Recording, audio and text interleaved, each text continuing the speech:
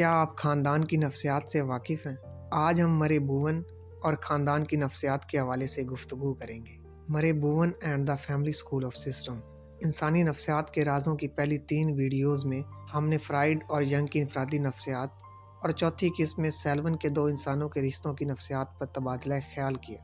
آج ہم مرے بھون اور خاندان کی نفسیات کے حوالے سے گفتگو کریں گے۔ مرے بھون نے اپنی نفسیاتی تحقیق سے یہ ثابت کیا کہ کسی انسان کی نفسیات سمجھنے کے لیے اس کے خاندان کی نفسیات جاننا بہت اہم ہے۔ مرے بھون 1913 میں امریکہ کے شہر ٹینیسی میں پیدا ہوئے، جہاں ان کے والد ایک اعلیٰ عہدے پر فائز تھے۔ انہوں نے 1937 میں طب کا امتحان پاس کیا اور ایک ڈاکٹر بن گئے۔ 1941 میں جب وہ فوج میں ملازمت کر رہے تھے تو انہیں ایک سرجن بننے کا شوق تھا، لیکن جنگ کے دوران جب ان کی ایسے فوجیوں سے ملاقات ہوئی جو نفسیاتی مسائل کا شکار تھے تو بھون کے دل میں ایک ماہر نفسیات بننے کی خواہش نے سرگوشی کی۔ انہوں نے کینس میں نفسیات کی تعلیم کا باقاعدہ آغاز کیا اور چند سالوں کی محنت، مشقت اور ریاضت کے بعد وہ ایک ماہر نفسیات بن گئے۔ بھون نے 1954 سے 1959 تک امریکہ کے نیشنل انسٹی ٹیوٹ کے ساتھ خاندانوں کی نفسیات پر تحقیق کی اور اس تحقیق کی بنیاد پر خاندانی نظام کا ایک نظریہ پیش کیا جو بہت مقبول ہوا۔ اب وہ نظریہ ان کے نام کے حوالے سے بھون فیملی تھیوری کہلاتا ہے۔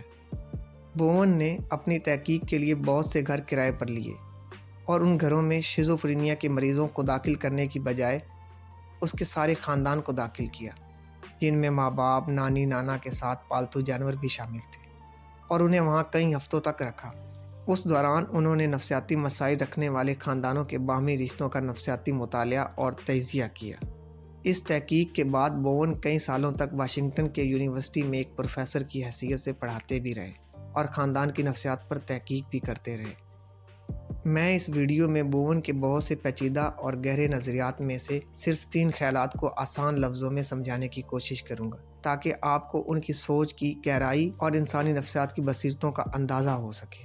ان کا جو پہلا خیال تھا اسے ہم ٹرائی اینگولیشن کہتے ہیں۔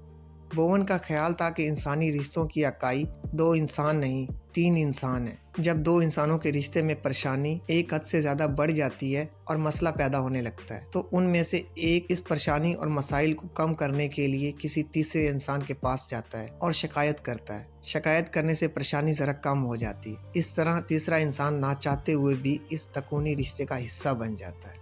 بھون کا خیال تھا کہ جب کسی شادی شدہ جوڑے میں مسائل بڑھنے لگتے ہیں اور وہ اپنے ازواجی مسائل کو حل نہیں کر پاتے تو بعض دفعہ وہ اپنے ایک بچے کو اس مسئلے میں شامل کر لیتے ہیں۔ وہ بچہ والدین کے لیے وجہ نظام بن جاتا ہے اور نہ چاہتے ہوئے بھی ٹرائی اینگولیٹ ہو جاتا ہے۔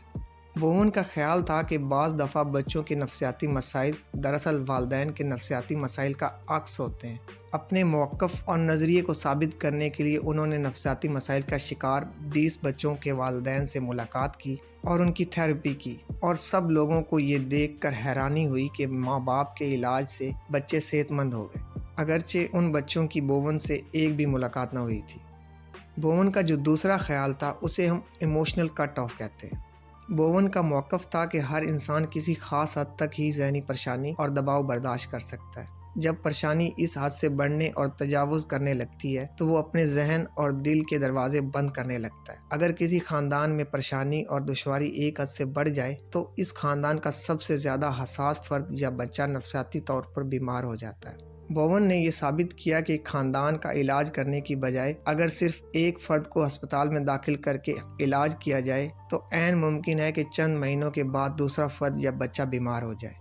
بھون کو ان روایتی ماہرین نفسیات سے نظریاتی اختلاف تھا جو صرف ایک مریض کا علاج کرتے ہیں۔ بھون پورے خاندان کے علاج کے حق میں تھے کیونکہ وہ ایک فرد کی بجائے پورے خاندان کو مریض سمجھتے تھے اور پورے خاندان کی نفسیاتی مدد کے حق میں تھے۔ یہ بھون کی تعلیمات کا نتیجہ ہے کہ مغرب میں بہت سے ماہرین نفسیات اب اپنے ساتھ ایک سوشل ورکر بھی رکھتے ہیں جو پورے خاندان کا علاج کرتے ہیں۔ بھون کا جو تیسرا خیال تھا اسے ہم ایموشنل ڈفرینٹیشن کہتے ہیں۔ बोवन ने इंसानी जज्बात को 100 तक तकसीम किया था। उनका मौक़िफ़ था कि जो इंसान सेहतमंद और बालिग होते हैं वो 100 के करीब होते हैं। ऐसे इंसान अपनी अक्ल और जज्बात में एक तवाज़ुन कायम करने में कामयाब हो जाते हैं। जिन लोगों के नंबर 50 से कम होते हैं वो जज्बाती तौर पर नाबालिग होते हैं। ऐसे लोग किसी बहरान में इतनी जज्बातियत का शिकार हो जाते हैं कि अपनी अक्ल इस्तेमाल नहीं करते। ऐसे लोग जज्बातियत से किए हुए फैसलों पर बाद में शर्मिंदा होते हैं, पछताते हैं। बोवन का ये भी ख्याल था कि अगर माँ बाप ज़हनी तौर पर नाबालिग हों तो वो अपने बच्चों की सही खतूत पर तरबियत नहीं कर पाते और नफ्सियाती मसाइल एक नस्ल से दूसरी नस्ल तक मुंतकिल होते हैं। उनका ख्याल था कि ज़हनी तवाज़ुन खोने और पागलपन का शिकार होने में 3 नस्लें लगती हैं। बोवन ने ज़िंदगी के आखिरी सालों में ख़ानदान की नफ्सियात के असूलों की कसौटी पर माशरों को भी परखा और ये साबित किया कि बाज़ कौमें और समाज भी बाज़ ख़ानदानों की तरह नाबालिग होते हैं। उनके लीडर अपनी आवाम के लिए जज्बाती फ़ैसले करते हैं जिनसे सारी कौम नुकसान उठाती है। बोवन का मौक़िफ़ था कि हमें इंसान के इनफरादी मसाइल को ख़ानदान और समाज के मसाइल के साथ जोड़ कर देखना चाहिए।